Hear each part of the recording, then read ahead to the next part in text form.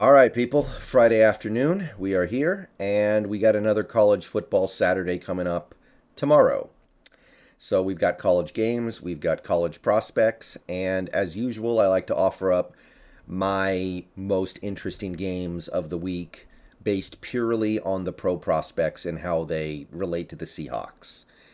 So, as you guys know, this is presented in such a way that if you don't have a favorite team or a favorite conference or any team related rooting interest in college football, you can kind of follow along my favorite guys. Also, as going to be the case going forward, I try to keep it to the major networks: Fox, ESPN, NBC, the channels that pretty much everybody can get. There are a lot of other games, maybe even better games, on smaller channels. So if you get those channels, then definitely look into them. Um, if you get channels like, say, the Big 12 network or the SEC network or the Pac 12 Spanish edition or whatever weird channels they put games on sometimes, if you have access to those channels, then keep an eye out because there might be better games than these. But I'm trying to keep things to a easily accessible level. Now, there are two games tonight, but neither game really has anything going for it in the prospect category, so watch it if you want to, but I personally don't view any of the players playing tonight as obvious radar candidates for the Seahawks. So the action starts tomorrow, and it starts in the morning with a doubleheader. One game is better than the other by a long shot, but they both start at 9 a.m. First one starts on ESPN. Georgia versus South Carolina. And this is an interesting one for multiple reasons. Both teams have players that I want to see. So, ESPN, 9 a.m., Georgia versus South Carolina. You get to watch defensive tackle Jalen Carter, who is on the short list of players who would be worth a potential top 8 pick if the Seahawks end up with one. One way or the other, if they're picking in that top 8, you're probably not going to get a Will Anderson. Probably going to miss out on the guys like CJ Stroud or Bryce Young, which I'm fine with. I'm not huge fans of either of those guys. But Jalen Carter is a top 8 caliber player who may be available and may make sense. So he's definitely worth watching. And they have a center, Van Pran, who I'm fond of. A later round prospect to be sure. But those two guys alone make Georgia worth watching as a Seahawks fan, I believe. And South Carolina has a quarterback that I can't quit in Spencer Rattler. And this is a big moment for him. Spencer Rattler at one time was expected to be the number 1 overall pick, but for assorted reasons that hasn't happened. And at this point, you wonder if he's even going to get drafted.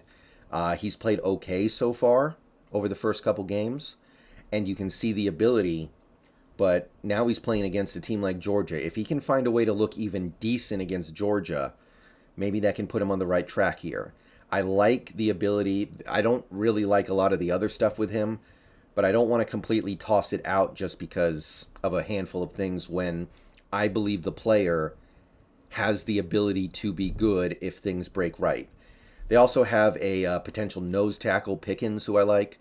Bigger guy, somebody who could maybe become a trash can full of dirt in the NFL. So between those two teams, there's quite a bit going on here that I think is interesting. I haven't added Stetson Bennett yet because I just don't see it with him, but we'll see as the year goes on. I know some Seahawks fans are warming up to Bennett, but I'm just not feeling it yet. Anyway, the other game you can watch early is less interesting, 9 a.m. on ABC, UConn versus Michigan. Now, you would expect Michigan to run away with it, and that makes the game less interesting intrinsically, but Michigan does have two players who I like. They have their center, who I believe was the transfer from Va Tech, Oluwatimi, who has a chance to skyrocket up boards this year as he gets more attention. And with the Notre Dame guy, Patterson, not playing as well as I was hoping, he may have a chance to really make a move here. And they have one of my favorite college kickers, Jake Moody. So those two guys make the game intriguing, but I would definitely keep it to ESPN if you have to choose between one of the two. All right. Then you move up to 11:30. These two games are going to be winding down. Good chance they're both blowouts and there's nothing to watch by the time you get to 11:30. You got California versus Notre Dame. And Notre Dame, even though they're off to a really bad start, and even though Patterson is not playing as well as I was thinking he would, still must see TV for me because I want a franchise center. And Patterson came into this college football season as the center to beat in my estimation. So as the year goes on, hopefully he improves, he gets better, he shows you that he's worthy of being a top 50 pick. I think he has it in him, and I will continue to be interested in him until such a time as he shows me that I shouldn't be. So I'm going to say pay attention to that game at least a little bit. I know it's kind of caught in a weird time zone here, 11:30 a.m. start, but I would definitely give him a chance. I would give that game a chance and at least let it tide you over to the next block. 12:30 rolls around, and these early games should be done. Cali versus Notre Dame should be headed towards this halftime. So we got BYU versus Oregon on Fox at 12:30. I think most people get Fox, right? So it shouldn't be a problem. BYU versus Oregon. BYU has a couple interesting guys. Their defensive end, Batty, and they've got an interesting kicker, Olaroyd. But the meat of the conversation here has to revolve around what Oregon has. Let me, oh yeah, there we go.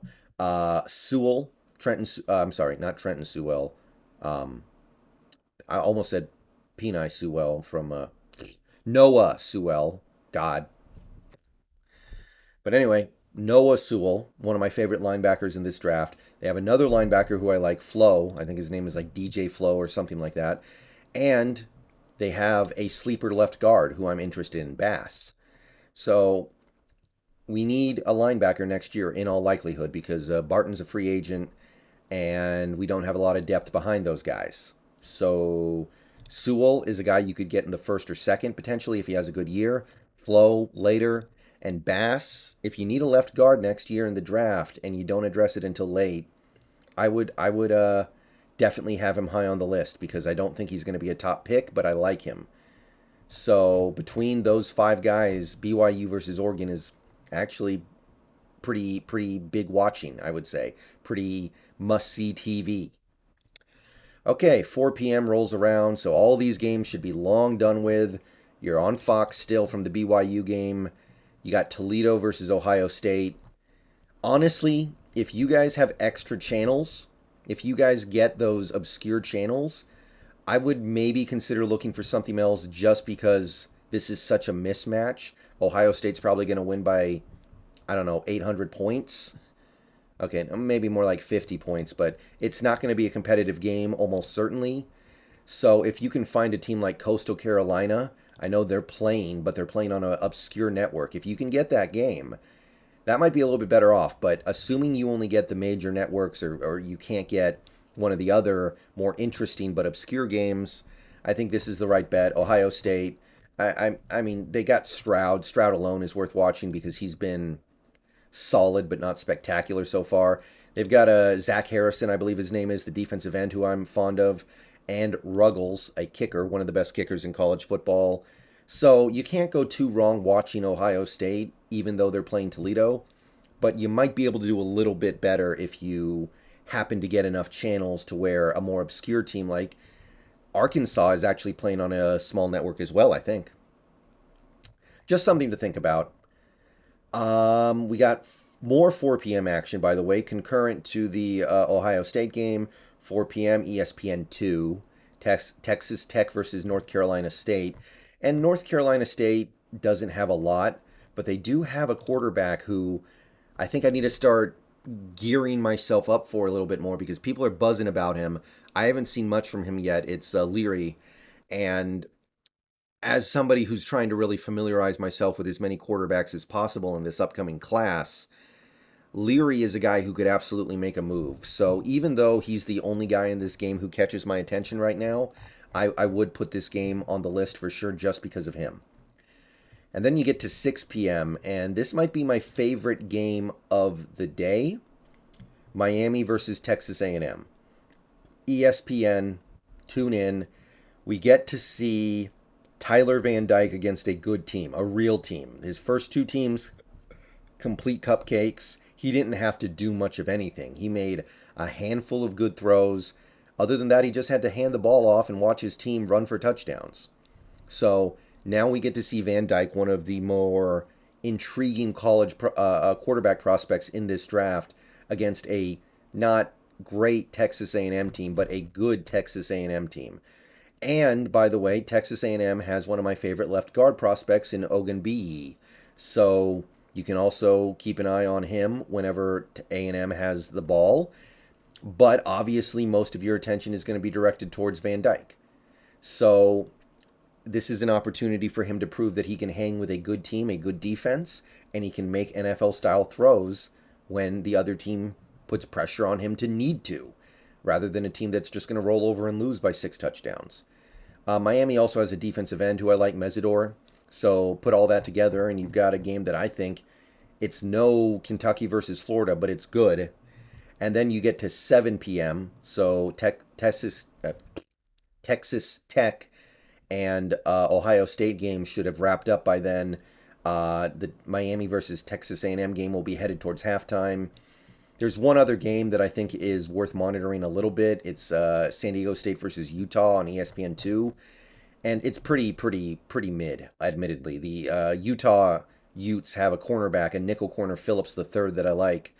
But it's admittedly not the most intriguing game. I would definitely keep my attention on Miami versus A&M because there's quite a few interesting things going on there. But that is my recommended watch schedule for tomorrow in college football. Again, check to see what channels you have. You might get a more obscure game that is actually a little better than some of these. Assuming that's not the case, this is what I would go with. All right, see you guys later. Go Hawks.